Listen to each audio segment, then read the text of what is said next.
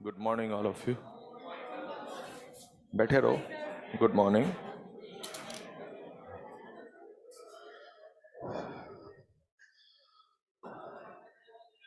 कुछ होमवर्क दिया है ना आज?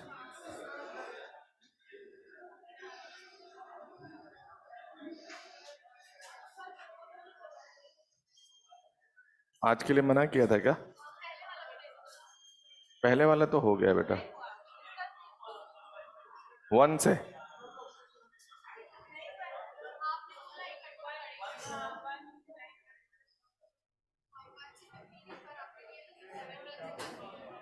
तो 1 से 15 वाला भी डिस्कस नहीं हुआ अभी।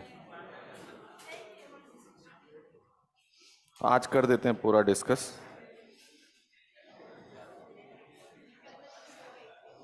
कर देना डिस्कस।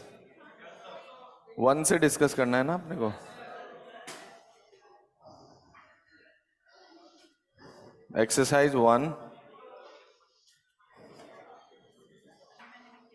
क्वेश्चन नंबर 1 और 2 तो डायरेक्ट याद रखना है आपको। Question number 3, 4, 5, 6, 7, 8। इसके बाद क्वेश्चन नंबर 10, 11, 12। 12 में डाउट है। देखिए 12th में क्या कहा जा रहा है आपसे।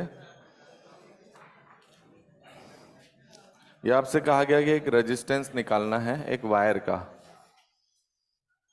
उसकी टोटल लेंथ मान लेते हैं L, रेजिस्टिविटी रो और area of cross section A। ठीक है, तो इसका रेजिस्टेंस कितना आ जाएगा? रो L बाई A। अब इसके बाद इन्होंने क्या कहा कि the fraction of length is uniformly stretched till the full length becomes 3/2L। मान लीजिए इसमें से आपने x लेंथ स्ट्रेच किया, तो पहली बात जो L माइनस एक्स है वो तो एज इट इज है। L माइनस एक्स तो एज इट इज है। और इधर ये वाला जो है तो ये दूरी L माइनस एक्स है ना। और क्वेश्चन कह रहा है ऐसा करने के बाद टोटल लेंथ हो जानी चाहिए कितनी? 3L/2।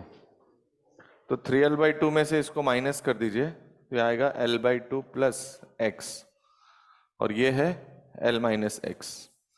अब मुझे बताओ इसका एरिया तो A ही है, लेकिन इसका एरिया मान लेते हैं A डैश। तो पहली बात जिस पार्ट को आपने मोल्ड किया है ना या स्ट्रेच किया है तो इसका वॉल्यूम कांस्टेंट कर देते हैं। तो कितना आएगा? एरिया इंटू L, यहाँ का वॉल्यूम। तो L की जगह आएगा x, यहाँ का वॉल्यूम होगा A dash into L/2 plus x. तो what is your A dash? AX upon L/2 plus x, यही आएगा A डैश। अब मुझे बताइए जब हम लोग टोटल रेजिस्टेंस निकालते थे तो जैसे अगर एरिया वेरिएबल था तो छोटा छोटा एलिमेंट ऐड करते थे। अभी यहां से यहां तक सेम है और यहां से what is your R dash? Rho L/2 plus x upon A dash plus rho L minus x upon A। और ये वैल्यू पहले वाले रेजिस्टेंस की 4 टाइम्स आनी चाहिए। तो this is 4 times of rho L/A। तो याद रखें यहाँ A डैश की वैल्यू ये डाल दो, x में इक्वेशन है, you can solve the value of x। आ गया समझ में? सिंपल है, बस जितना पार्ट डिफरेंट कर दिया है उसका वॉल्यूम सेम किया है। 11 बेटा क्लास के बाद पूछ लेना भाई। उसमें है क्या? आपको रेडियस दिया हुआ है ना और थिकनेस बहुत कम है, तो इसका एरिया आएगा 2πr इंटू टी। तो रो L/A, L तो दिया है, बस जो एरिया है ना वो 2πr इंटू टी लिखना है आपको, क्योंकि वो बहुत छोटा एरिया है लेंथ के अलोंग। लेंथ के अलोंग निकालना है। क्वेश्चन नंबर 13, 14, 15 एंड 16, 17, 18, 19, 19 अभी नहीं दिया है, ठीक है। 20, हालांकि 19 कर सकते हैं, इसमें आर इक्वलेंट नहीं पूछा इन्होंने, मैंने आर इक्वलेंट समझ के नहीं दिया ये। क्वेश्चन नंबर 20, 21, 22, 23, वेरी गुड, 24, 25, 26 नहीं दिया होगा अभी कि दे दिया? क्वेश्चन नंबर 26 नहीं हुआ। अच्छा, ऐसा नहीं है कि आप बिल्कुल भी नहीं जानते। अभी हमने वोल्ट मीटर अमीटर नहीं पढ़ा है, बट इतना तो जानते हो कि वोल्ट मीटर क्या मेजर करता है, वोल्टेज, और अमीटर करंट। तो इसने वोल्टेज और करंट का ग्राफ दिया है। तो आपको दिख रहा है कि एक वोल्टेज और करंट, ऊपर जो आपका रेजिस्टेंस है वो रेजिस्टेंस बॉक्स में आर लगा हुआ है, और ऊपर जो बैटरी है उसका ईएमएफ ई मान लेते हैं और इंटरनल रेजिस्टेंस आर मान लेते हैं। तो पहले बताइए, क्या ऊपर वाली बैटरी डिस्चार्जिंग में है? तो इसके across Vp minus v n जो आएगा वो आएगा ई माइनस आई आर। समझते हो? क्या आपको लगता है ये V जो है ई माइनस आई आर का मतलब ये करंट के साथ एक लीनियर फंक्शन है? बोलो, करंट के साथ लीनियर फंक्शन है। और ग्राफ कैसा दिया? ये y है और ये x। ध्यान रखिएगा, ये कह रहा है कि जीरो करंट पे ये y शो करता है ना, और ये x है। इसने आपसे पूछा क्या है, what is the internal resistance. क्या आपको लगता है इस ग्राफ का स्लोप माइनस आर होना चाहिए? स्लोप होना चाहिए माइनस आर। और इसका स्लोप अगर हम देखें, इस थीटा को निकालें तो टेन थीटा आता है y बाय एक्स। और आपको पता है कि यहां से स्लोप निकाला जाता है, तो इस फाई के अकॉर्डिंग इसका जो स्लोप है वो माइनस आर के बराबर है, और वो माइनस वाई बाई एक्स के इक्वल है। आ गया इंटरनल रेजिस्टेंस। क्वेश्चन नंबर 27, 28, 29, 30, 31, 32, इसके बाद 30, 33 नहीं दिया अभी, दिया होगा शायद। हाँ 33, 33 में कोई डाउट नहीं होना चाहिए बेटा। इधर देखिए मैं बताता हूँ, उसकी टोटल रेजिस्टेंस आपको दिया है, और वो 15 किलोवाट और 20 टू 40 वोल्ट पे चला रहे हैं हम उसको। तो मुझे ये बताइए, 15 किलोवाट तो उसकी जो पावर आपने भेजी है वो है, और आपको यहाँ से करंट मिल जाएगा। करंट कितना है? Power upon voltage. पावर कितना है? 150, 15 इंटू 10 पावर 3, और वोल्टेज 240। यहाँ से करंट निकाल लेंगे। तो अब उसने क्या पूछा पता है? The efficiency of transmission.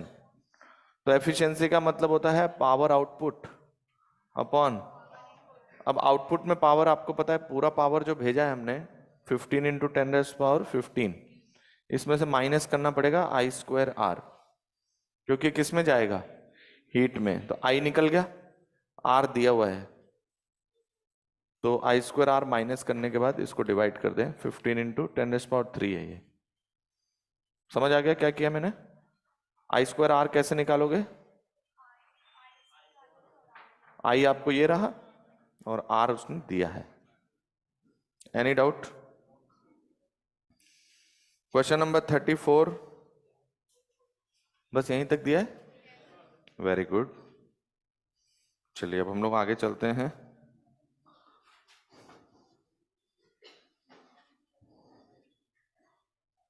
देखिए इनमें आपको कोई अभी सिमेट्री वाले क्वेश्चंस नहीं मिले, लेकिन वैसे क्वेश्चंस भी होते हैं जो हम आपको करवा रहे हैं। क्लियर और नॉट? मिटा दूं ये?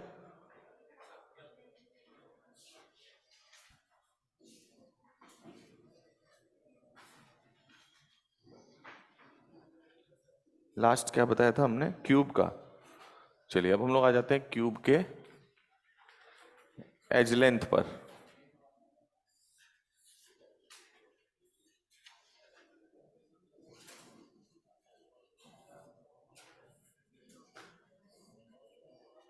देखिए ये आपका क्यूब है, सभी में आर रजिस्टर लगे हुए हैं।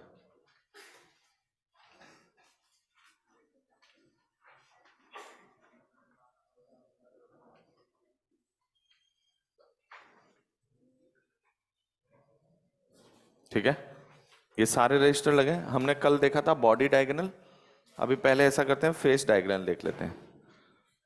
याद रखिएगा ये एज इट इज है ना, कैपेसिटर में भी काम करेंगे ये सब, समझ रहे हो?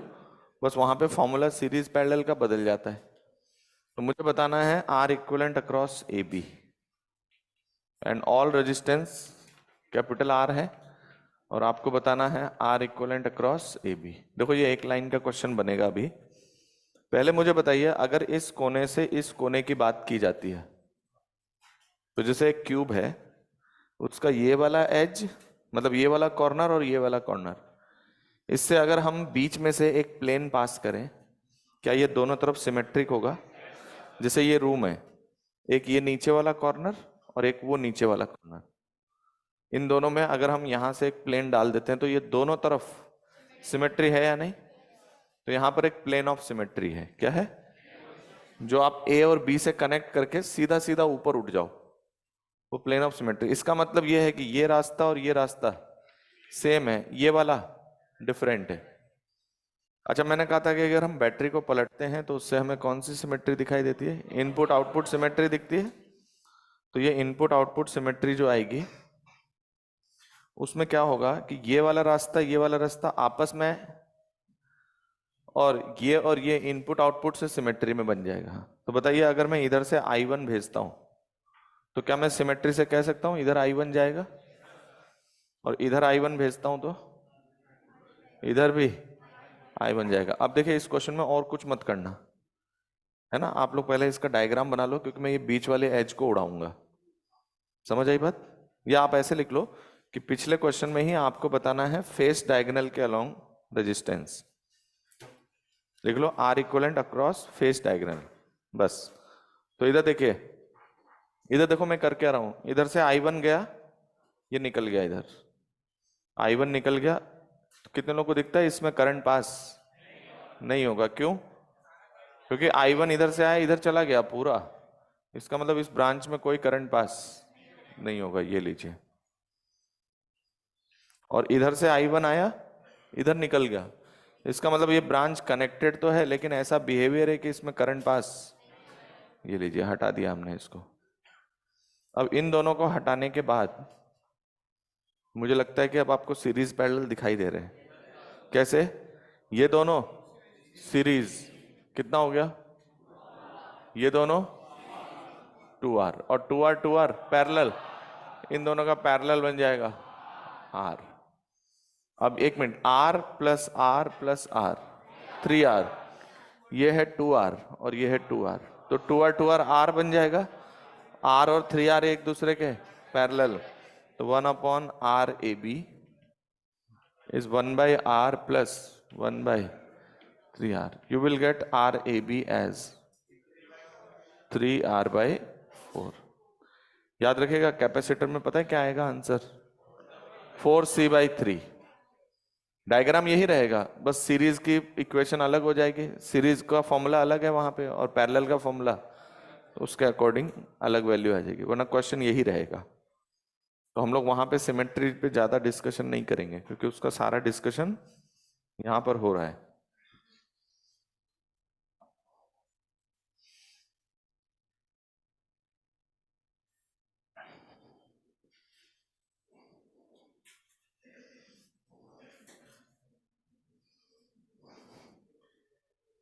ठीक है, अब हम लोग क्यूब के एज के अबाउट निकालेंगे।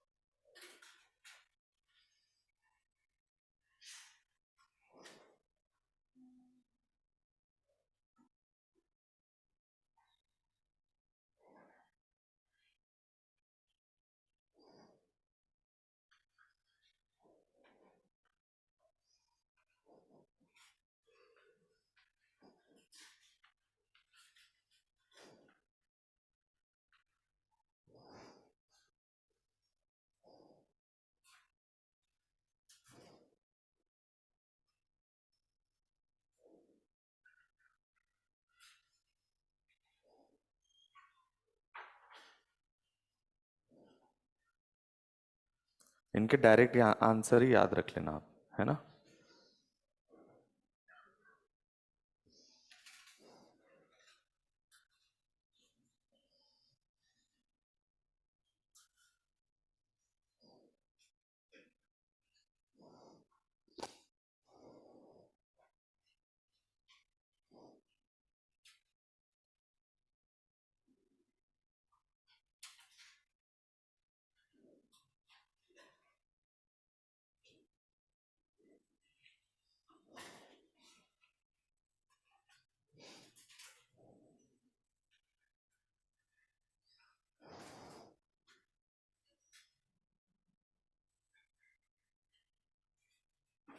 हम्म। फोल्डिंग सिमेट्री है ना, लेकिन हमने उसको अप्लाई, क्योंकि फोल्ड करने के बाद तो कॉम्प्लिकेटेड है थोड़ा सा डायग्राम, तो ज्यादा अच्छा है कि ये दोनों बीच वाले निकल गए ना, तो तुरंत हमने क्या कर दिया। आप क्या कर सकते हैं, जो क्यूब का आप बीच का जो फेस देख रहे हैं ना, उस फेस से जो वर्टिकल प्लेन आएगा उसके अबाउट ऐसे चिपका सकते हैं हम, पर उससे ज्यादा बेटर ये है। समझ आई बात।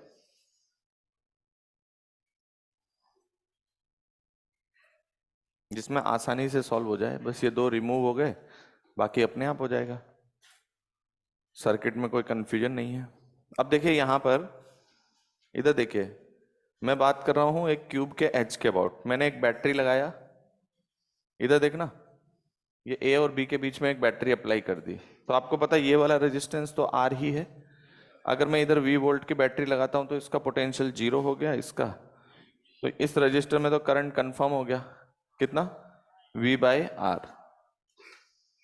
अब देखिए यहां पर मैं बहुत ज्यादा रिड्यूस नहीं करूंगा, हालांकि आप रिड्यूस कर सकते हैं, फोल्ड भी कर सकते हैं। कैसे फोल्ड कर सकते हैं मैं बताता हूं आपको। पहले मुझे बताइए, इस कोने से इस कोने तक आना है आपको, और ये कमरा एक क्यूब है, क्या आपको लगता है कि इस कोने से, ये तो डायरेक्ट रास्ता हो गया, एक रास्ता ये ऊपर उठ के और एक इधर से यूं जाके, क्या ये दोनों आइडेंटिकल होंगे। जैसे आप ऐसे समझना, ये क्यूब का ए है और ये बी है, एक तो डायरेक्ट करंट चला गया, अब दो रास्ते हैं, ऐसे ऐसे ऐसे, और एक ये, हालांकि वो आगे डिस्ट्रीब्यूशन भी होगा, मैं सिर्फ रास्ता दिखा रहा हूं कि दोनों एक जैसे हैं क्या। ए से बी तक ये वाला फेस ऐसे है, ये वाला फेस, क्या आपको लगता है दोनों ऐसे हैं। इधर की सिमेट्री, इधर की सिमेट्री है, यानी अगर आप ए बी एज से, जो सामने वाला एज है ना, जैसे मान लो इस कमरे में ये वाला एज और इसके सामने ऊपर वाला एज, अगर हम यहां से एक प्लेन ड्रॉ करें ऐसे, तो नीचे का रास्ता और ऊपर का रास्ता बिल्कुल आइडेंटिकल है। तो आप चाहो तो क्यूब को क्या कर सकते हो पता है, जैसे ये कमरा है ना, ये दोनों कोने ऐसे मिला सकते हो, लेकिन वो 3D में है, बोलिए। आप क्या कर सकते हैं, ये ए बी है और ये प्लेन है, इस प्लेन के अबाउट आप क्यूब को ऐसे मिला सकते हैं। बस में, जैसे मैं आपको बताऊं कैसे मिला सकते हैं, जैसे थोड़ी देर के लिए इसको क्यूब की तरह देखना, ये क्यूब है, ये दिख रहा है सबको ऐसे क्यूब, ये क्यूब है, दिख रहा है सबको, हालांकि क्यूबॉइड है। अब हमने ये एज लिया हुआ है, रुक जाओ, ये वाला है ना, इस एज के अबाउट सिमेट्री है ना, कैसी सिमेट्री है, प्लेन ऑफ, प्लेन कौन सा पता है, ये वाला कोना, इस प्लेन के अबाउट सिमेट्रिक है। आप चाहो तो इस पूरे सिस्टम को ऐसे मिला सकते हो, समझ गए क्यूब को कैसे मिलाना है, ये ऐसे है, ऐसे है, प्लेन ऑफ सिमेट्री कौन सी है, डायगोनल वाली, तो डायगोनल को ऐसे चिपका दो, ये फोल्ड कर दिया हमने, तो मिलाने पे कुछ रजिस्टर्स ऊपर आ जाएंगे। तो आप चाहो तो फोल्डिंग सिमेट्री से आगे कर सकते हो, और उसके बाद भी कुछ एनालाइज करना पड़ेगा, तो इसलिए मैं इसको डायरेक्ट ना कैलकुलेशन से कर देता हूँ, जल्दी हो जाएगा, और उससे एक क्वेश्चन भी आपको क्लियर हो जाएगा कि कैसे करना है नेटवर्क में। ये V है, ये 0 है, ये V हो गया। अब आपको दिखता है कि ये और ये पॉइंट आइडेंटिकल पोटेंशियल के हैं, तो इन दोनों को मिला सकते हैं हम, इन दोनों को भी, इसका मतलब है क्यूब को ऐसे चिपका दिया हमने। तो मैं क्या कर रहा हूं, मैंने कहा इसका पोटेंशियल सेम है due to the folding symmetry. This is let's say x and this is also x. सही बात है। अच्छा, क्योंकि आपको पता है कि इधर से जो I1 करंट जाएगा वही I1 इधर से जाएगा और वही I1 इधर से उतरेगा और वही I1 इधर से आएगा। ये दो रास्ते हैं, नीचे वाला और एक बाहर वाला। क्लियर है इतना?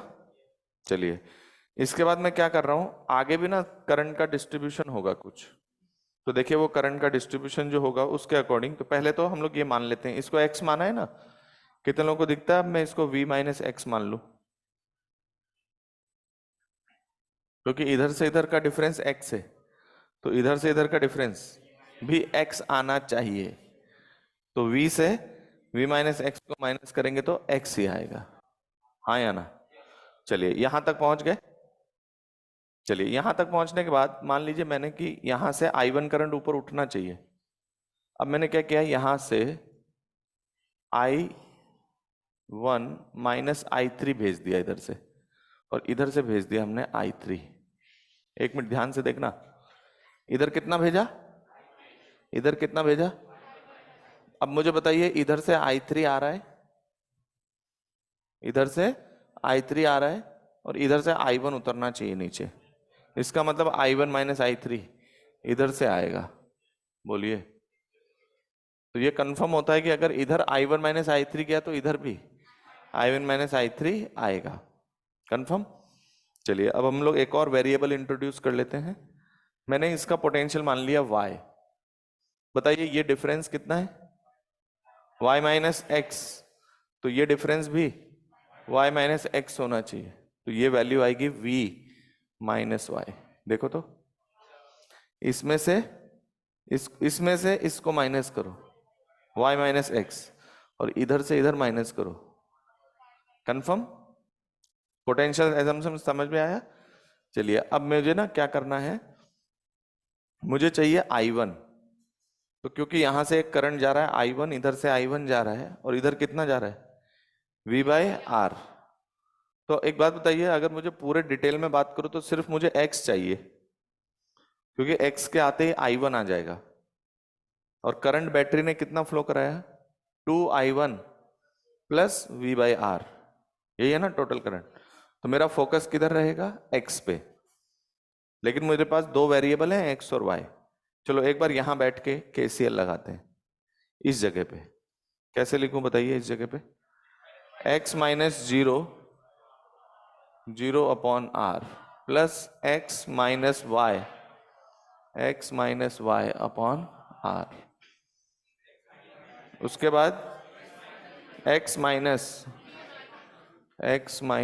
v minus x upon R, that is equals to, यहां से सॉल्व करने पे आ रहा है 4x minus y equals to v, equation 1।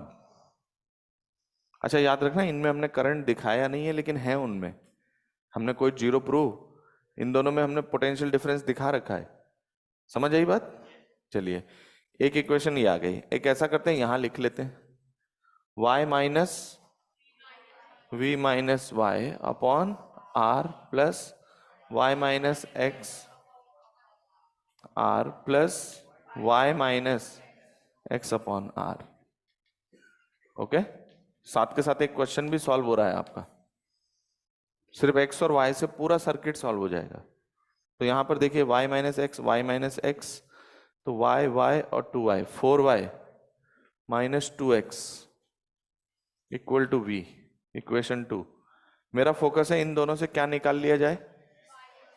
x निकाल लिया जाए।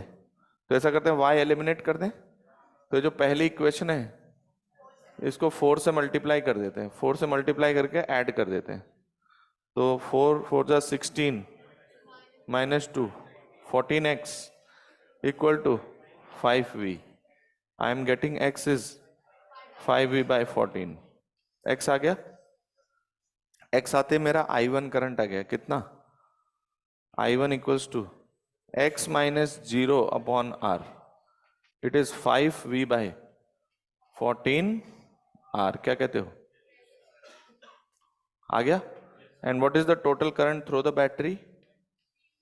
2i1 तो गया ही है, प्लस V/R गया है। 2i1 कितना है? 5V/7R plus V/R। Then your I total is 12V/7R। Yes और नो? I total आ गया। और मैंने आपको बोला था कि V/I total जो दिखाई देना वही क्या है? R equivalent। This is your 7R/12। अरे बात समझ में आई? तो ये तीनों आंसर याद रख लेना। कैपेसिटर में उल्टे हो जाते हैं सब, सॉल्व करने का तरीका यही रहेगा। तो ये तीनों आंसर आपको याद ही होने चाहिए। Confirm? This is what? 7R/12। इसको नोट करिए।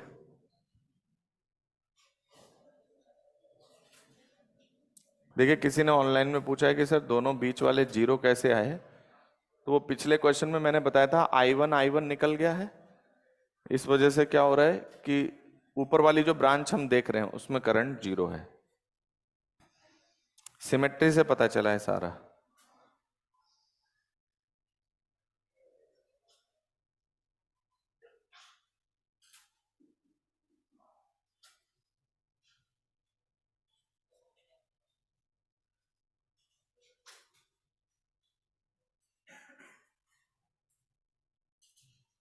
इनके डायरेक्ट आंसर याद कर लेना।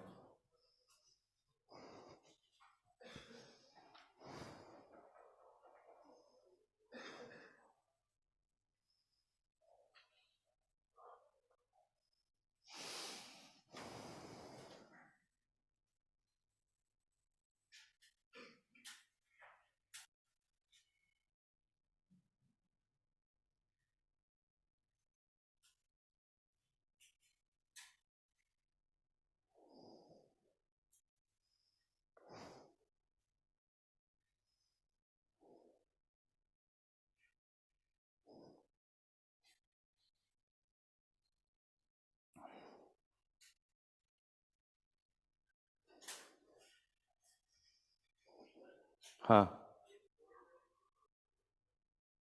नहीं, पोटेंशियल सेम होने की वजह से फोल्ड कर पा रहे हैं आइडेंटिकल सर्किट देखते हुए। जैसे ये वाला पीछे वाला रास्ता और ये रास्ता एक जैसा है ना, तो फोल्ड होने पर ये और ये एक साथ बनाए जा सकते हैं, ये और ये एक साथ बनाए जा सकते हैं। ये होता है टेक्निक।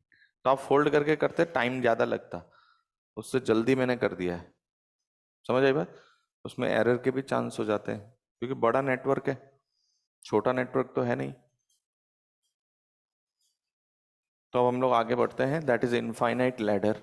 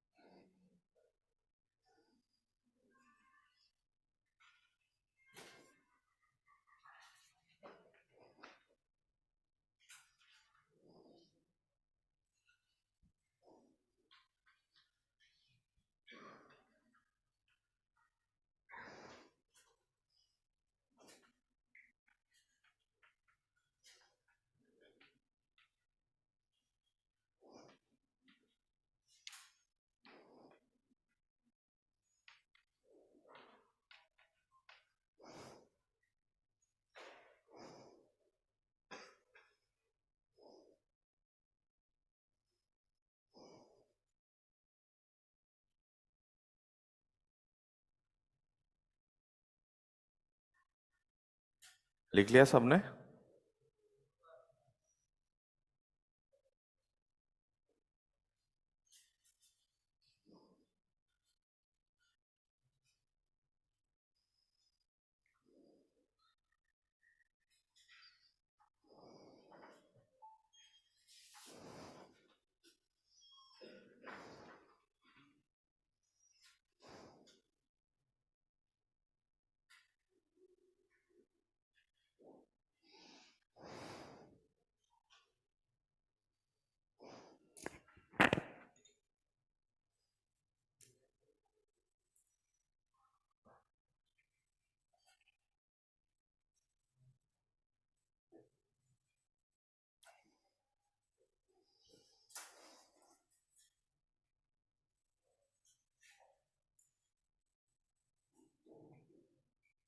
क्लियर?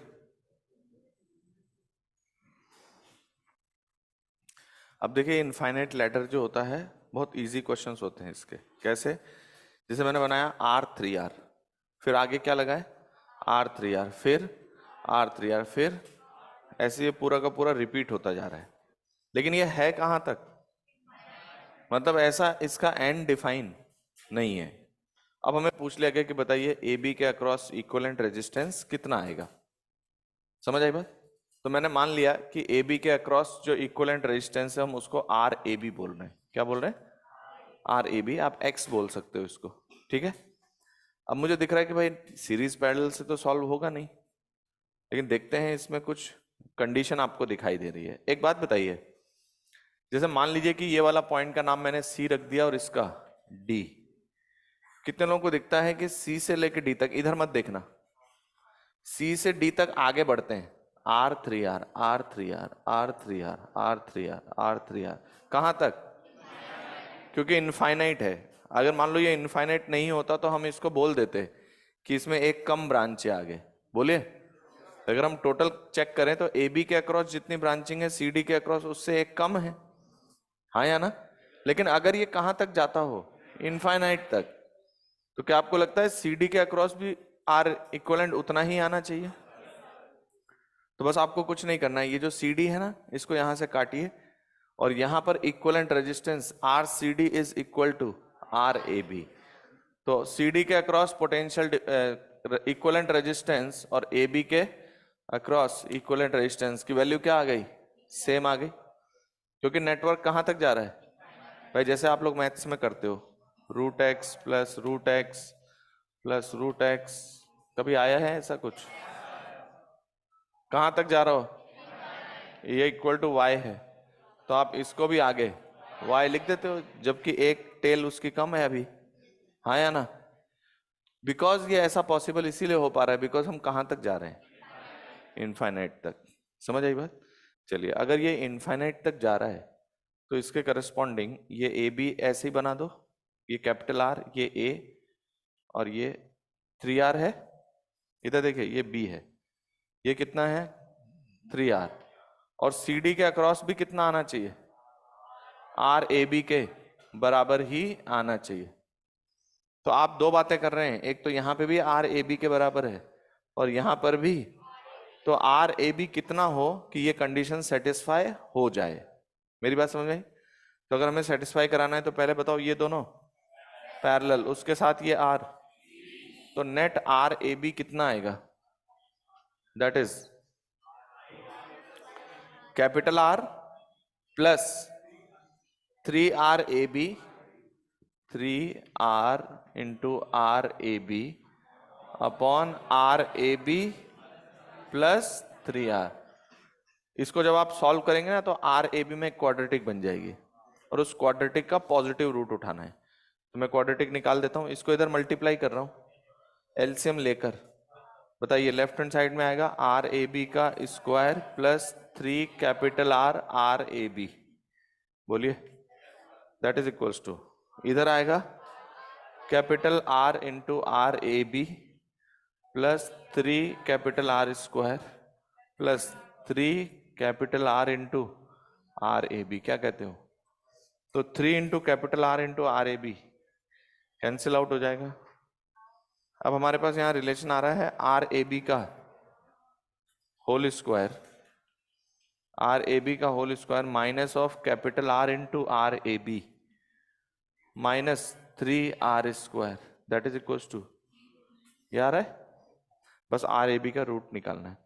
तो मेरा पढ़ाने का पार्ट क्या था? सिर्फ आर ए बी और आर सी डी सेम है, वो सी डी लगाने के बाद ए बी की वैल्यू निकाल रहे हैं कि जिस पर ये सेटिस्फाई होगा। तो देखिए आर ए बी का अगर हम रूट निकालें तो माइनस बी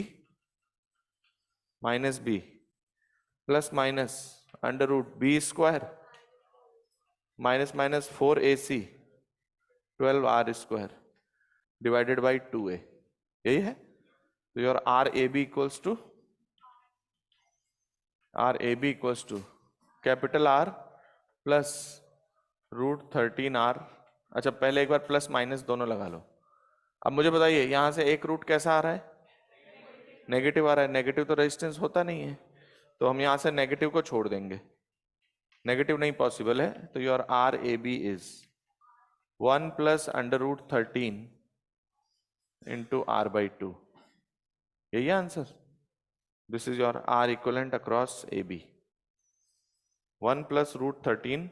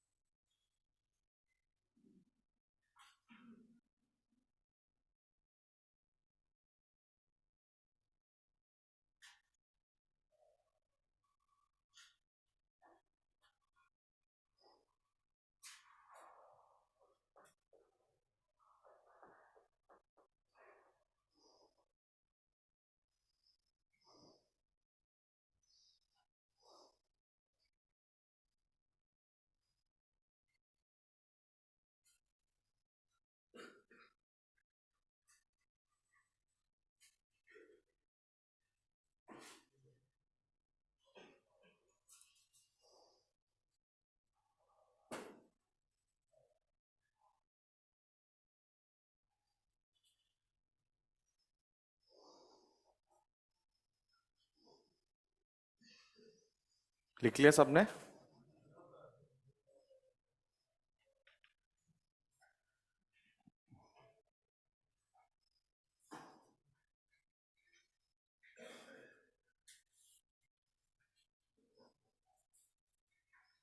इसमें मैं बस हिंट दे देता हूं आपको क्या करना है, ठीक है?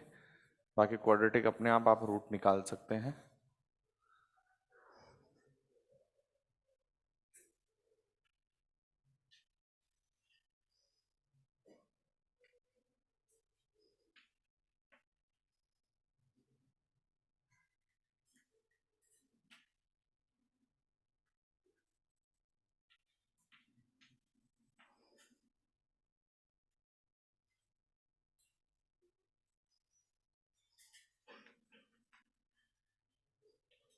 ठीक है, ये कहां तक एक्सटेंडेड लैडर है?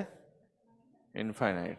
इधर देखिए एक लाइन में हो जाएगा, बाकी आप सॉल्व खुद करेंगे। मैं हिंट इसलिए दे रहा हूं कि हो सकता है एग्जाम में हम सोच ना पाए। देखिए ये कैपिटल आर है, फिर आगे 2r है, फिर 2 स्क्वायर आर है, फिर 2 क्यूब है, फिर 2 की पावर 4 2 की पावर 4। इतना समझ आता है? अच्छा एक बात बताइए, अगर मैं इसी नेटवर्क को सी और डी से देखूं, कहां से? सी और डी से देखना।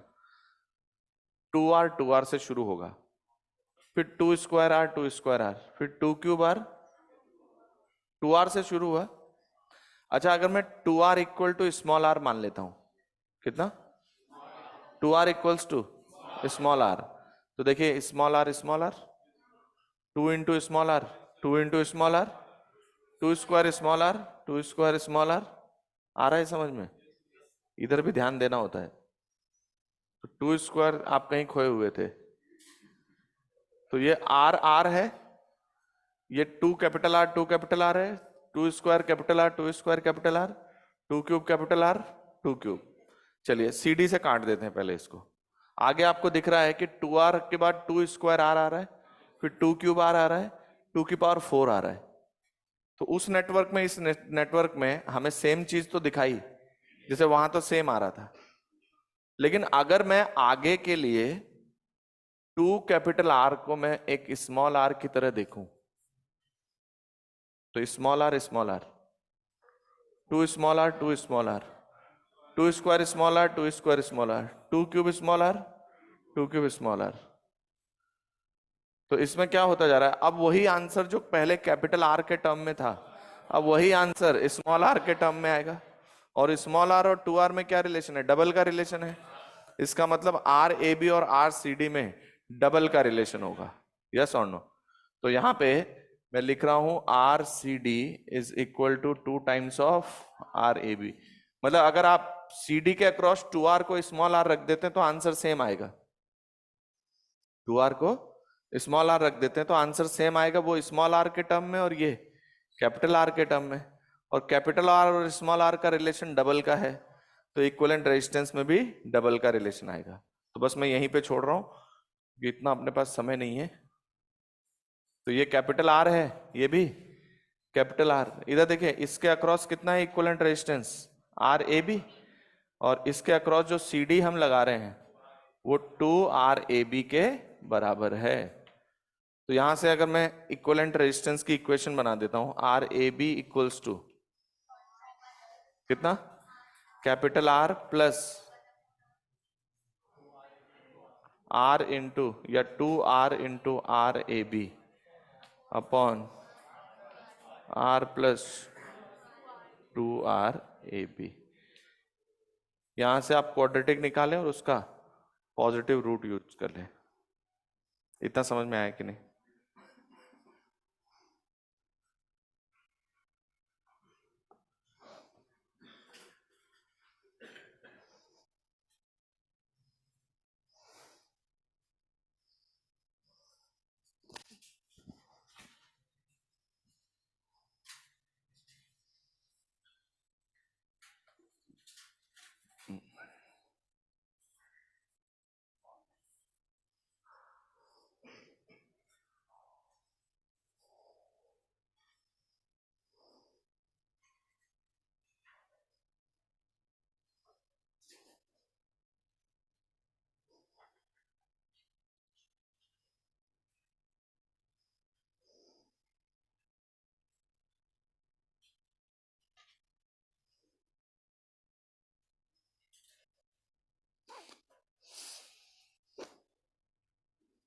लिख लिया?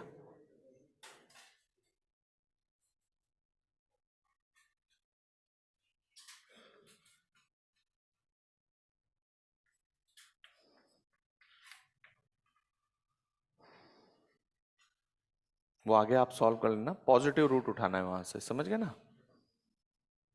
वो डबल कैसे हुआ समझ में आ गया?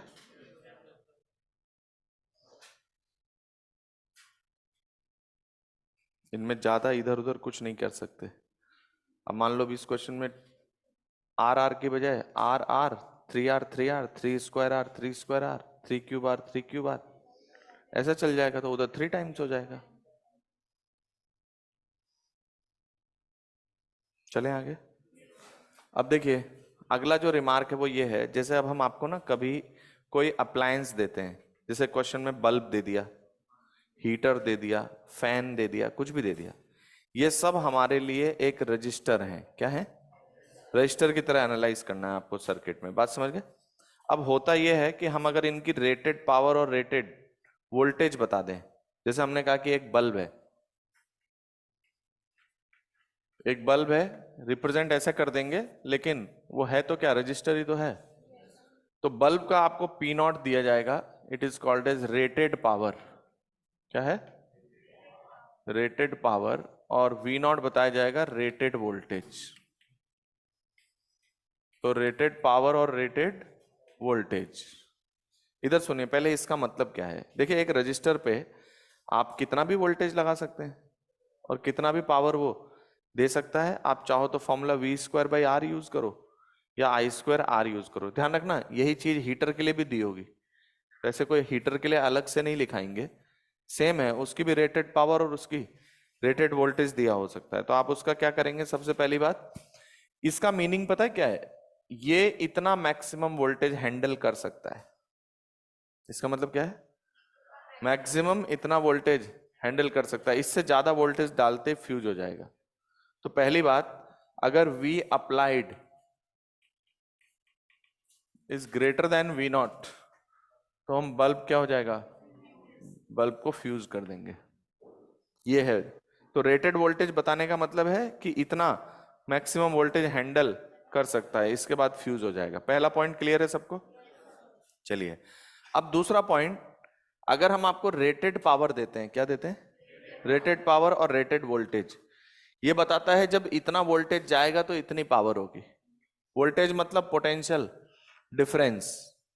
वोल्टेज किसको बोल रहे हैं? Potential difference. इतने पोटेंशियल डिफरेंस पे इतनी पावर आएगी। तो पहले मुझे बताइए, जो पावर और वोल्टेज है इसको हम रजिस्टर के लिए तीन तरह से रिलेट कर सकते हैं। P बराबर आई स्क्वायर आर लिख सकते हैं, P equals to V square by R लिख सकते हैं, या I। तो अगर मान लो आपको इसका मैक्सिमम कितना करंट हैंडल कर सकता है वो निकालना हो तो आप P बराबर आई वी यूज कर सकते हैं। मुझे इसका रेजिस्टेंस चाहिए तो मैं क्या कर रहा हूं, power equals to V naught square by R. तो क्या आपको समझ में आ गया कैसे रेजिस्टेंस निकालना है रेटेड से? तो ये लीजिए, हमने आपको रेटेड पावर दी है, रेटेड वोल्टेज दिया है, उससे आपने इसका रेजिस्टेंस निकाल लिया। इतना समझ में आया? तो R equals to V naught square by P naught. इतना क्लियर है सबको? तो ये रेटेड जो दिया गया है दो बातों के लिए दिया गया है। एक तो ये है कि मैक्सिमम वोल्टेज पे मैक्सिमम पावर को बता रहा है, इससे ज्यादा वोल्टेज देते ही फ्यूज हो जाएगा। समझ आई बात? और इसका रेजिस्टेंस यहां से निकल गया।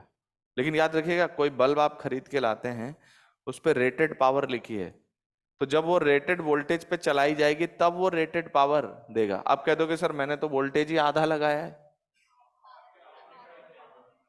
आधा मत बोलना, वोल्टेज आपने वी नॉट का आधा कर दिया, पावर 1/4 शो करेगा।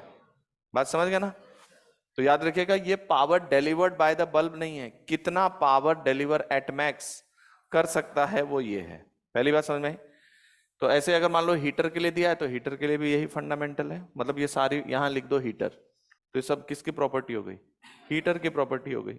या कोई और अप्लायंस है उसके बारे में बात हो रहा है। समझ आई बात? अब हम कुछ क्वेश्चंस देंगे जहां पर हम आपको बल्ब का ब्राइटनेस कंपेयर करने के लिए कहेंगे। तो याद रखिएगा जब ब्राइटनेस कंपेयर होगी किसी भी चीज की, एक मिनट आप इसको नहीं देखेंगे, उस सर्किट में जब सर्किट चल रहा होगा उस समय पर वो जितनी पावर दे रहा होगा उसके हिसाब से आप बात करेंगे उसके ब्राइटनेस की। और उसके लिए स्टेटमेंट याद रखना है, मोर पावर मोर ब्राइटनेस। क्या याद रखना है? बस, जिसकी पावर ज्यादा उसकी ब्राइटनेस भी ज्यादा। याद रखिएगा ये मैंने रेटेड के लिए लिखा है या एक्चुअल में जो दे रहा होगा?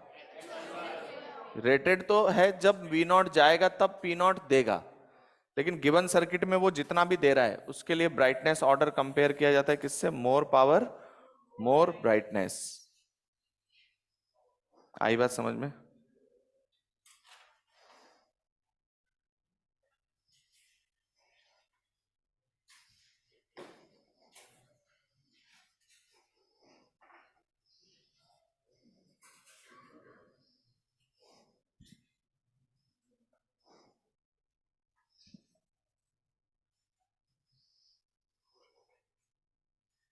इतना समझ में आ गया?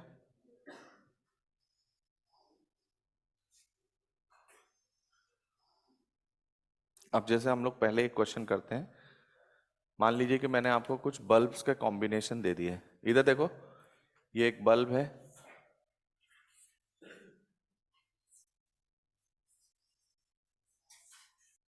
याद रखिएगा ब्राइटनेस कंपैरिजन का पार्ट है ना। कंपेयर करने के लिए आप कैसे भी एनालाइज कर सकते हैं। ये तीन बल्ब दे दिए मैंने आपको, चार bulb. This is B1, B2, B3, B4, ये चार बल्ब हैं और all four are identical bulbs. कैसे बल्ब हैं?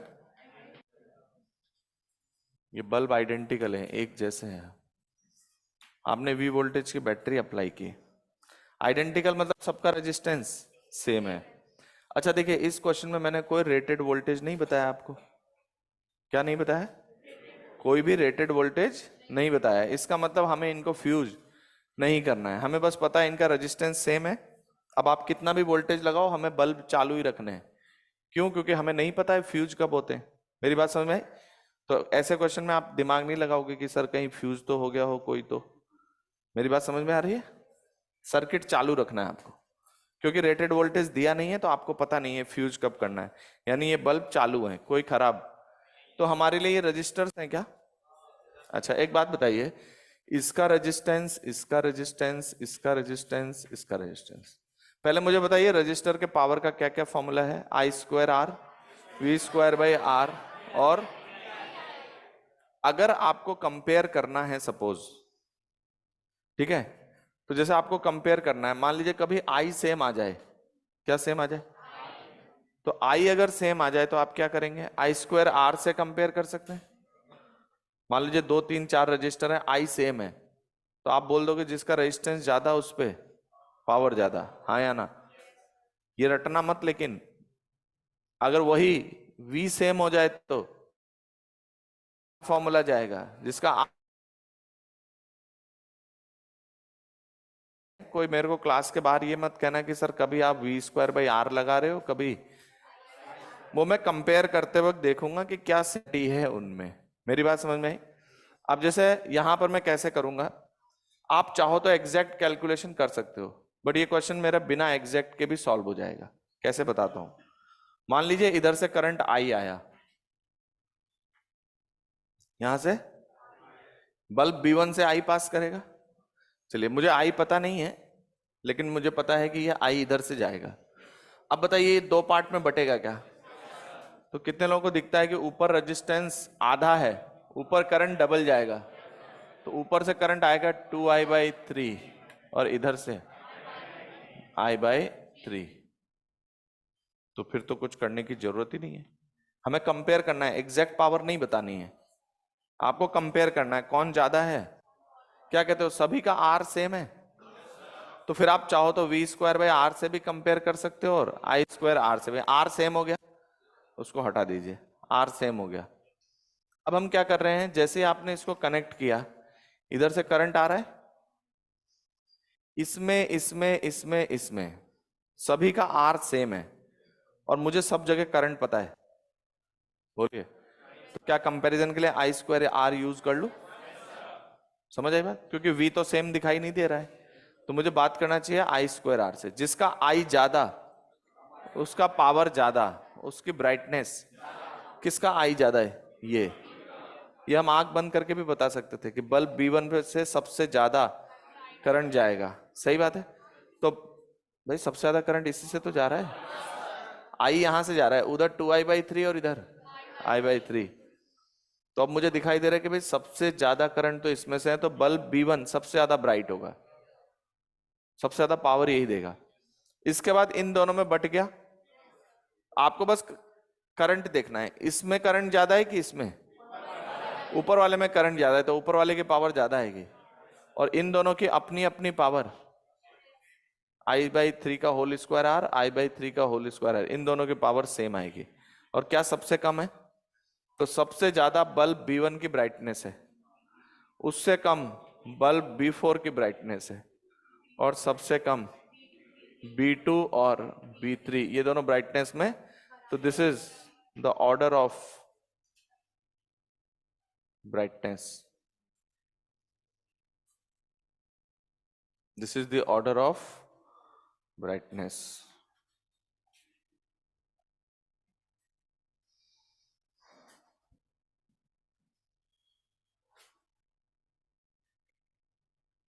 तो सबसे ज्यादा B1, then B2, B4, then B2 B3। ये B2 B2 ही लिख दिया क्या मैंने? आ गया समझ में? देखो, कोई ये मत बोलना कि सर कभी वी स्क्वायर बाई आर लगाते हो, कभी आई स्क्वायर आर लगाते हो। हम लोग इंजीनियर बनेंगे, और हमें कंपेयर करते वक्त अगर कोई चीज सेम है तो उसको छोड़कर फिर एनालाइज करना चाहिए। यहां पे मैंने आई स्क्वायर आर इसलिए यूज किया क्योंकि वी निकालने के लिए भी सॉल्व करना पड़ेगा। आई तो डायरेक्ट दिख रहा है किधर डिस्ट्रीब्यूट होकर कितना गया। समझ आई बात? तो देखिए नेक्स्ट,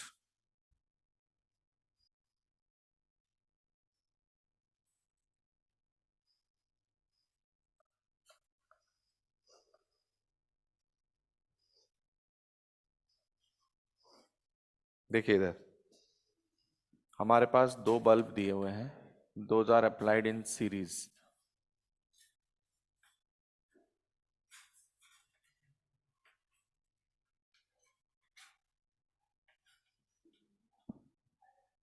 हम्म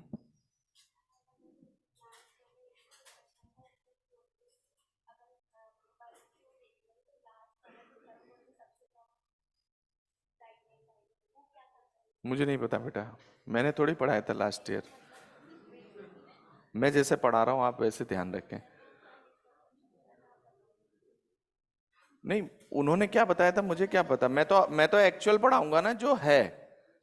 अब उन्होंने उसको क्या रिलेट करना चाह रहे थे, वो किसी पर्टिकुलर क्वेश्चन को रिलेट कर रहे थे या जनरलाइज स्टेटमेंट दे रहे थे, तो ऐसा नहीं होता है बेटा। ऐसा कोई कॉन्सेप्ट नहीं होता है। मोर पावर मोर ब्राइटनेस, ये होता है तरीका। और किसी के भी दिमाग में इंटरफेरेंस हो रहा हो पुरानी चीजों को लेके, तो उनको काट देना। ऐसा कुछ होगा तो हम आपको बताएंगे। समझ आई बात?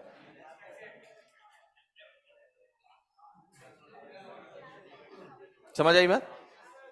मतलब आप उसको छोड़ दें, मैं जो बता रहा हूं उससे आपके बल्ब के प्रॉब्लम सॉल्व हो जाएंगे, आप टेंशन ना लें। समझ आई बात? More power more brightness, brightness compare करें आप।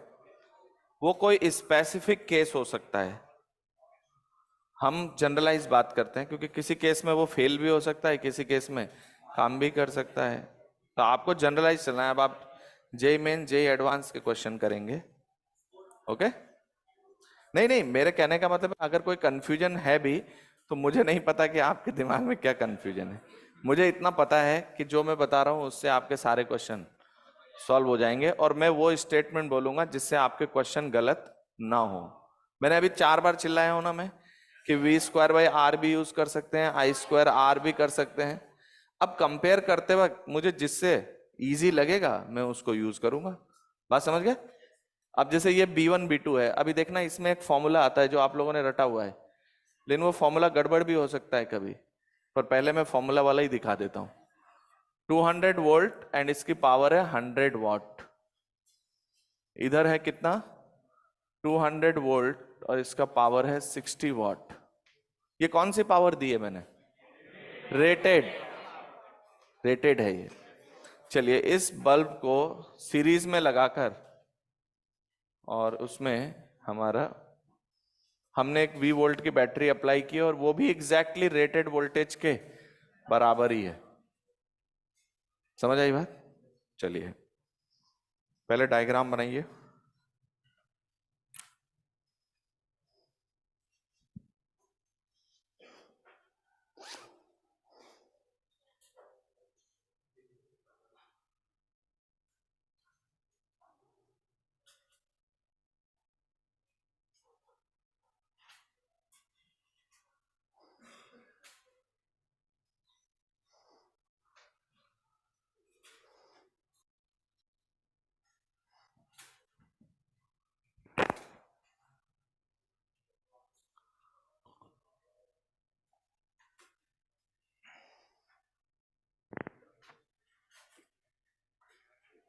चलें आगे।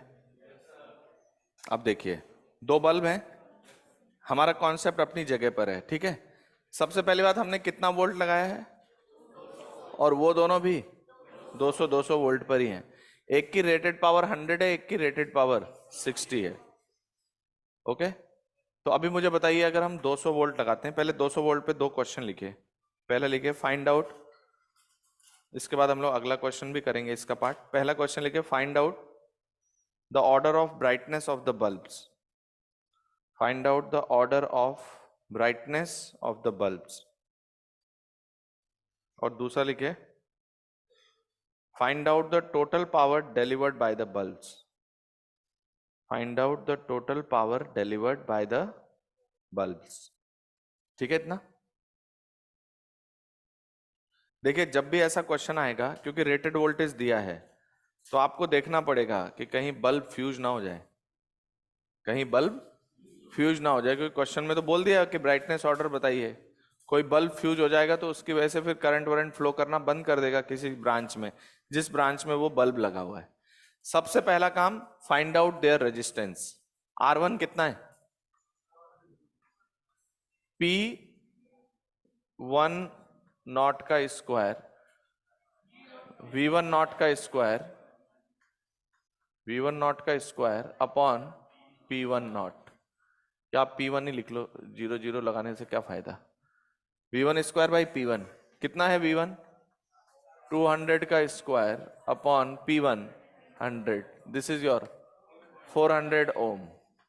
R2 V2 square by P2, और V2 कितना है, ये भी 200 दिया है।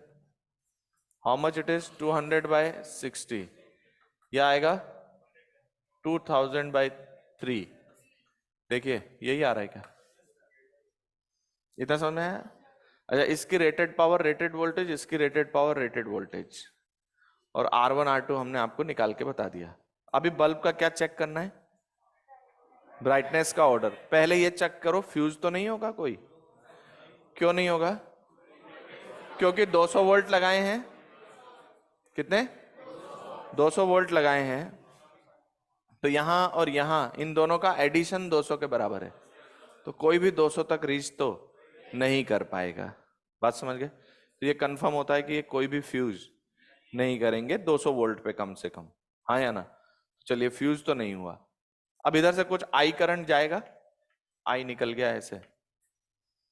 अब आपको पता है more power more brightness, R1 और R2 में कौन बड़ा दिख रहा है आपको? R2 बड़ा है R1 से। याद रखिएगा, इंटरेस्टिंग रिजल्ट आएगा।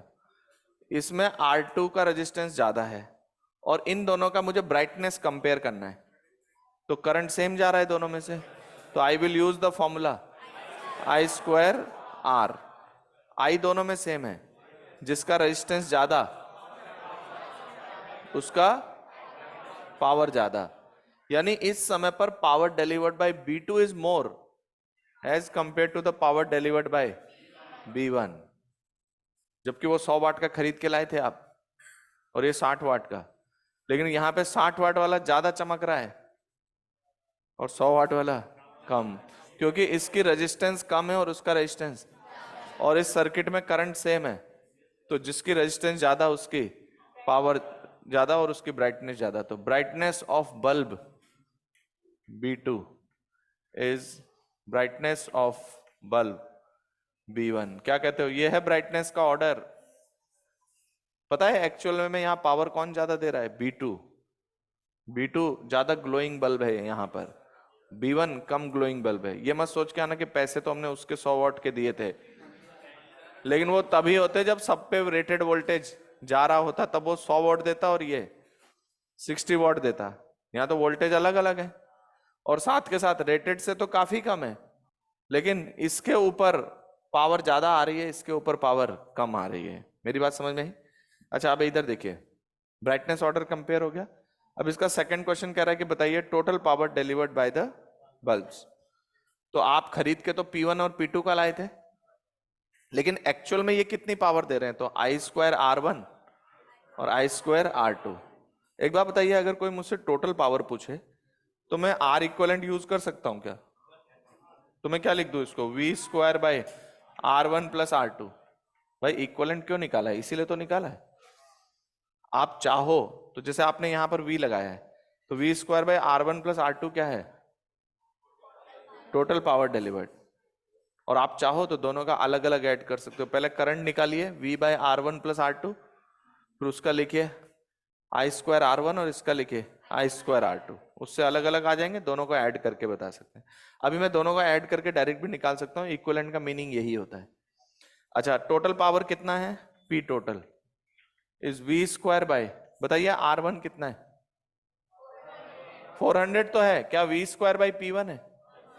V स्क्वायर बाय P1 है, plus V square by P2। अब याद रखिएगा ये रिस्की इक्वेशन आने वाली है। आपके पास रिलेशन आ रहा है 1 upon power total is 1 by P1, plus यानी total power delivered 1 upon P total पता है कितना है? 1 बाई 60 प्लस 1 बाई 100। बोलिए। अब हो सकता है लास्ट ईयर ये फॉर्मूला भी हमने रटा हो, ऐसा हो सकता है, लेकिन एक मिनट सुन लीजिए, आपने लास्ट ईयर हो सकता है ये फॉर्मूला रटा हो। कितने लोगों को दिखता है कि अगर ये V रेटेड वोल्टेज और ये वोल्टेज अलग होता, ये कटता क्या? तो फॉर्मूला अभी भी वैलिड है V स्क्वायर बाय दिस, लेकिन ये मान लो 300 वोल्ट लगा रखा है और ये 200 रेटेड है, तो यही रिलेशन नहीं आएगा। तो फिर आपको करना क्या है, जो मैं मेथड से सॉल्व कर रहा हूं इस मेथड से जाइए। तो टोटल पावर निकालने के लिए आप V square by R equivalent भी कर सकते हैं, या आप दोनों का अलग अलग पावर निकाल के ऐड भी कर सकते हैं। तो कोई आपसे पूछे कि पहला वाला कितनी पावर दे रहा है, तो पहला वाला पावर दे रहा है, अगर आपको P1 P2 अलग अलग चाहिए तो पहला वाला पावर दे रहा है आई स्क्वायर R1। आई कितना है, V bye R1 plus R2 का होल स्क्वायर इंटू R1। समझ में आई बात? ये P1 डैश है, जब बल्ब चला रहे हैं तब कितनी पावर है, P2 dash V bye R1 plus R2 का होल स्क्वायर इंटू R2। ये फॉर्मूला तभी काम करेगा जब रेटेड वोल्टेज और उनके रेटेड वोल्टेज सेम हो और अप्लाइड वोल्टेज रेटेड वोल्टेज के बराबर हो, तब ये फॉर्मूला आएगा, वरना हमेशा ये फॉर्मूला नहीं आएगा। लेकिन ये जो इधर लिखा हुआ है ये एक्सप्रेशन हमेशा काम करेगा टोटल पावर निकालने के लिए।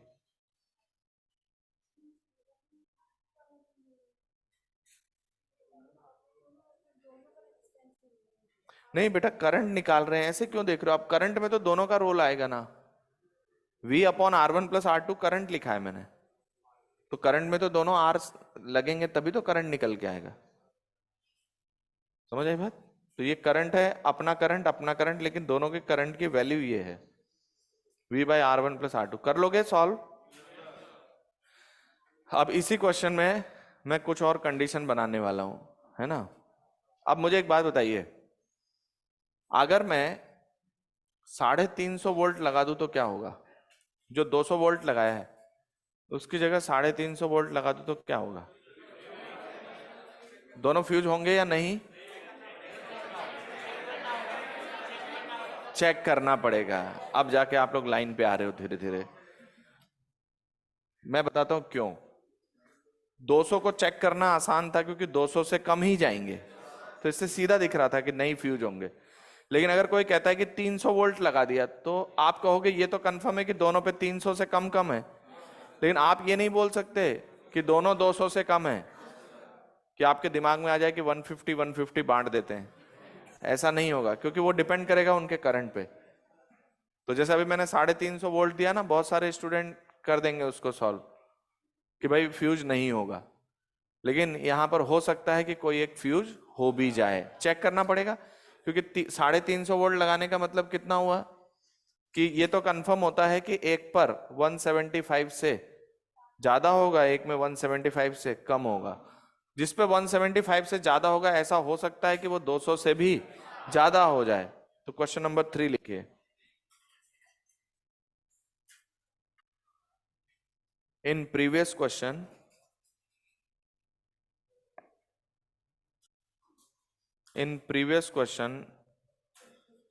find out in previous question find out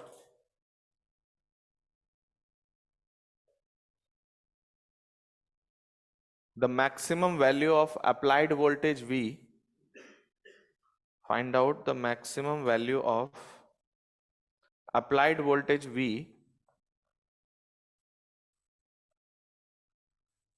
so that find out the maximum value of applied voltage V so that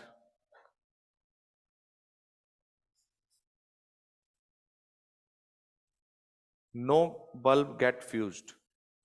No bulb get fused.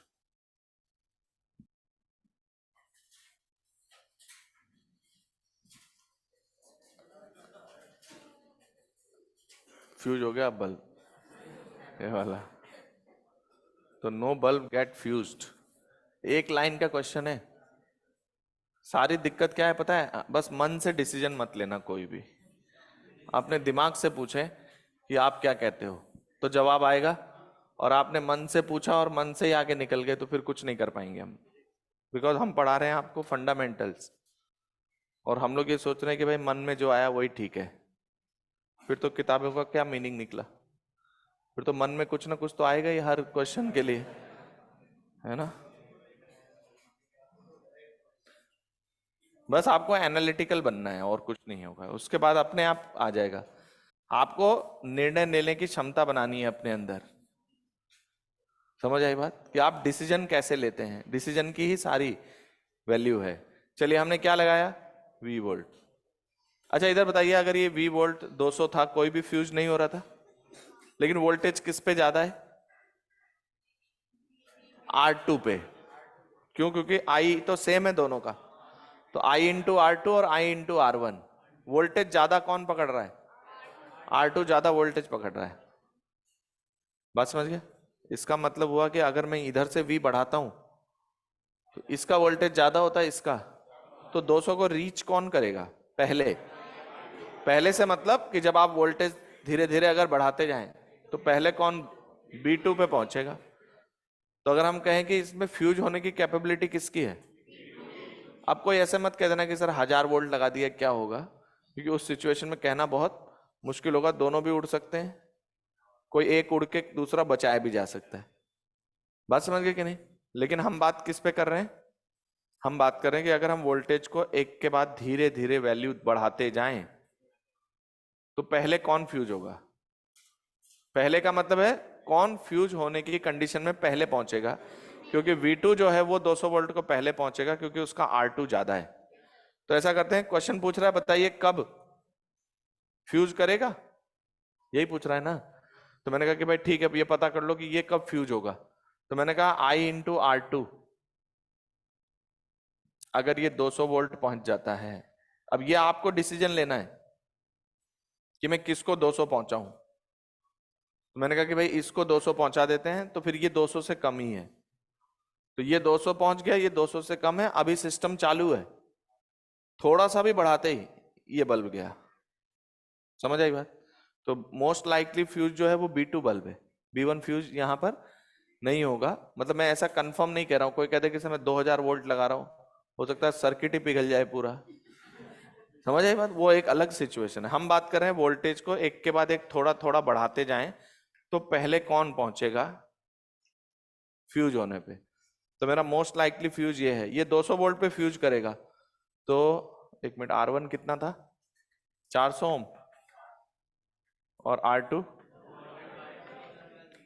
2000/3 ओम।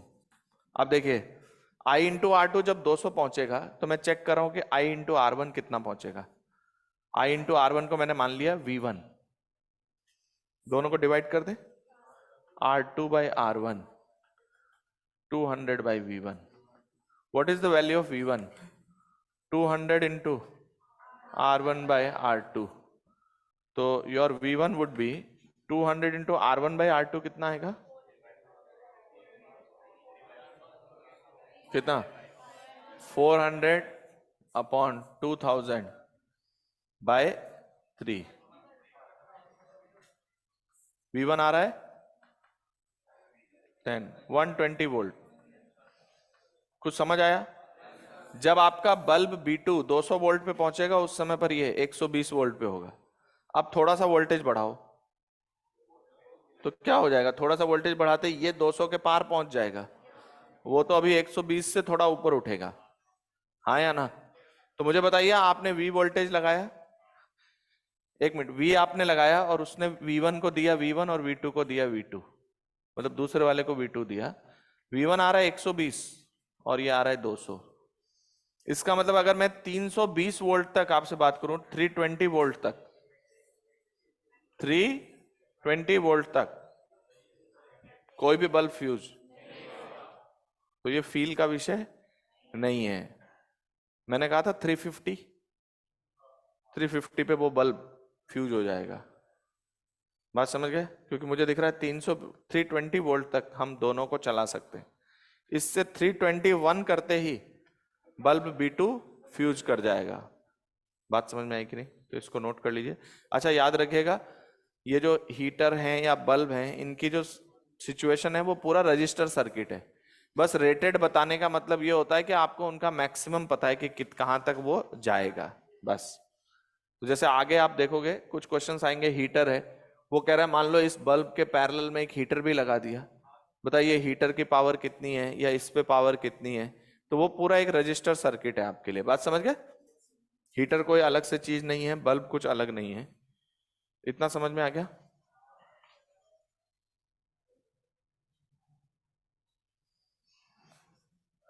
हाँ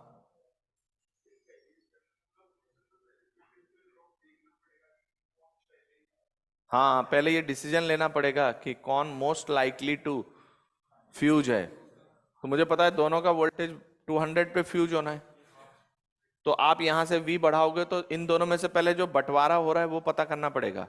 तो जिसका रेजिस्टेंस ज्यादा है उसको वोल्टेज ज्यादा मिलता है, जिसका रेजिस्टेंस कम है उसको वोल्टेज कम मिल रहा है। तो 200 वोल्ट पहले कौन पहुंचेगा? जिसका रेजिस्टेंस ज्यादा है। समझ आई बात? चेक करते बेटा, फिर वही बात आ गई ना। अगर रेटेड वोल्टेज अलग अलग आते तो आप क्या करेंगे पता है? मैं बताता हूं। जैसे ये I इंटू R2 और I इंटू R1 लिखा है, एक 200 है और एक मान लीजिए 300 है, तो आप ये देखते कि कौन कम करंट पे चला जाएगा, क्योंकि आपको पता है अप्लाइड वोल्टेज बढ़ाएंगे तो करंट बढ़ेगा। तो कौन सा रजिस्टर कम करंट पे फ्यूज हो जाएगा ये देखना पड़ेगा। जैसे मान लो ये 200 वोल्ट है, ये मान लीजिए थोड़ी देर के लिए 300 वोल्ट होता है इधर वाला, तो पहले दोनों के अलग अलग रेजिस्टेंस निकालिए। फिर यहां I मत लिखो, I इंटू R2 और I इंटू R1, दोनों को, इसको अपना रेटेड वोल्टेज डाल दो, इसको अपना रेटेड वोल्टेज डाल दो, दोनों का करंट कंपेयर करो, देखो किसका करंट ज्यादा है। जिसका करंट ज्यादा है, मतलब जिसको ज्यादा करंट चाहिए फ्यूज होने के लिए, वो बाद में होगा, और जिसको कम करंट चाहिए फ्यूज होने, क्योंकि सीरीज में करंट सेम चलता है और वोल्टेज बढ़ाएंगे तो करंट बढ़ेगा, तो पहले कम करंट पे पहुंचेंगे कि पहले ही ज्यादा करंट पे पहुंच जाएंगे? तो जिसको कम करंट पे फ्यूज होना है वो फ्यूज हो जाएगा। इसलिए मैं बोल रहा हूं कि आप डिसीजन लेके क्वेश्चंस को करें। हाँ,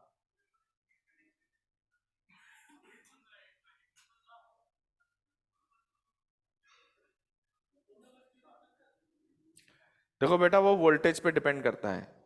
कभी कभी भाई वोल्टेज पे डिपेंड करता है कि वो कितना होगा। हम अगर धीरे धीरे वोल्टेज बढ़ा रहे हैं तो ये कंफर्म है कि जो पहले हो गया वो बाकी सबको बचा लेगा।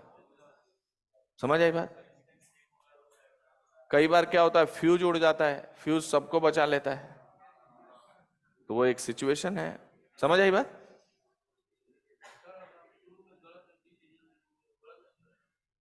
गलत डिसीजन लेंगे तो देखो बेटा, पहले तो ये समझ ले कि डिसीजन लेना आपको आना चाहिए, और हम आपको वही सिखा रहे हैं।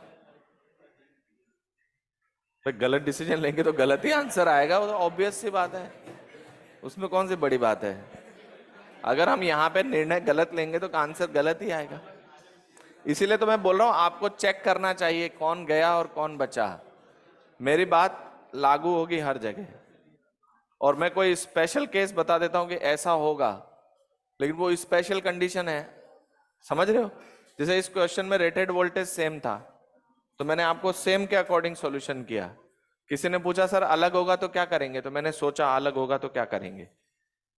समझ आई बात? अलग होगा क्या करेंगे, तो मैंने अलग होने पे देखा कि करंट किसको कम चाहिए और किसको करंट, और मुझे पता है कि कम वोल्टेज पे कम करंट आएगा, ज्यादा वोल्टेज पे, तो पहले कम करंट को अचीव करेंगे हम, तो कम करंट पे जो फ्यूज होने वाला है वो उड़ जाएगा।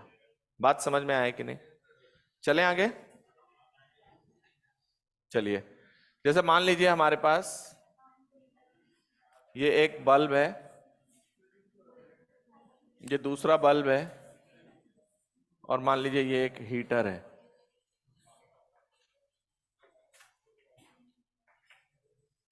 ओके, एक मिनट इधर देखना। ये हमने यहां पर सबका हमने रेटेड वोल्टेज दे दिया आपको। मान लीजिए ये 100 वाट का बल्ब है, ये 60 वाट का बल्ब है, और ये 200 वाट का हीटर है ये। ठीक है, और सभी का रेटेड वोल्टेज, सभी का रेटेड वोल्टेज वो 200 वोल्ट है। कितना है? सभी का रेटेड वोल्टेज 200 वोल्ट है, तो ये भी हम अप्लाई भी 200 वोल्ट कर रहे हैं। समझ आई बात? तो ये कंफर्म होता ना कि कोई भी 200 पे नहीं पहुंचेगा, क्योंकि इनका इनका एडिशन। तो अगर आपसे कोई कहे कि find out potential difference across heater, क्या बताना है? Potential difference across heater. तो देखिए बल्ब B1 का रेजिस्टेंस लिख रहा हूं, कितना आएगा? 200 का स्क्वायर बाई 100, बोलिए कितना आएगा? 400 ओम, वॉट ही लिखा है,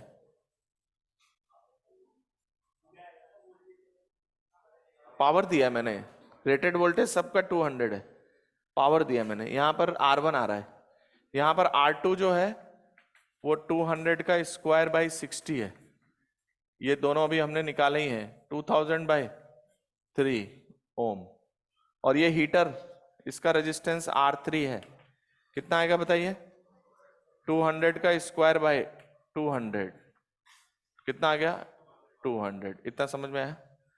चलिए अब इधर देखिए, ये आपने 200 वोल्ट लगाया है, वो पूछ रहा है हीटर के अक्रॉस, ये तो मैं ऐसे ही बता रहा हूं, हालांकि मुझे हीटर के अक्रॉस पोटेंशियल डिफरेंस चाहिए ना, तो आप क्या करोगे, पहले करंट भेजोगे, फिर दो पार्ट में डिस्ट्रीब्यूट करके निकाल सकते हो, या एक नोडल तरीका है, यहाँ 0 लगा दो, यहाँ 200 लगा दो, यहाँ x, बस मैं ये बताने के लिए कि ये रजिस्टर क्वेश्चन ही है, कोई नया क्वेश्चन नहीं है। ऐसा करते हैं मैं डायरेक्ट निकाल दूं पोटेंशियल डिफरेंस अक्रॉस हीटर, तो बताइए what is the current, 200 by R1 plus R2 R3 upon R2 plus R3, क्या इससे एग्री करते हैं, into R2 R3 upon R2 plus R3, कितने लोगों को समझ में आ गया क्या किया मैंने। भाई मैंने कहा कि जो पोटेंशियल डिफरेंस 60 वॉट के लिए आएगा वही पोटेंशियल डिफरेंस हीटर पे आएगा, और वही इनके कॉम्बिनेशन पे भी आएगा, भाई इसका रिप्लेसमेंट कॉम्बिनेशन है, तो कॉम्बिनेशन का पोटेंशियल डिफरेंस डायरेक्ट लिख दिया। करंट कितना जा रहा है 200 अपॉन R1 प्लस इनका पैरेलल कॉम्बिनेशन मल्टीप्लाई बाय इनका पैरेलल कॉम्बिनेशन, आप डेल्टा भी निकाल सकते हैं। क्वेश्चन आया हुआ है जे मेंस में, एक्सरसाइज 4 लेवल 1 में आपको मिलेगा, ऐसा क्वेश्चन आया, हीटर के पावर्स दिए हुए हैं, बस कुछ नहीं किया, वो पूछ रहा है पोटेंशियल डिफरेंस कितना आया, या अगर आपसे पूछ ले किसमें कितना पावर है, तो आप इधर से करंट निकाल के इसमें तो आ जाएगा I स्क्वायर R1, और इन दोनों का मिलाकर I square into R equivalent कर सकते हो, या अलग अलग निकाल सकते हो, ये रटने का विषय नहीं है। मेरा कहना ये है हीटर बल्ब ये सब रजिस्टर है हमारे लिए, क्या है भाई, आप सोचो इसको रजिस्टर बना दो तो मैं क्वेश्चन कर लोगे ना किसमें कितनी पावर है, तो ये यहाँ पे भी सॉल्व हो जाएगा, क्लियर और नॉट। तो नेक्स्ट क्लास में हम लोग बात करेंगे,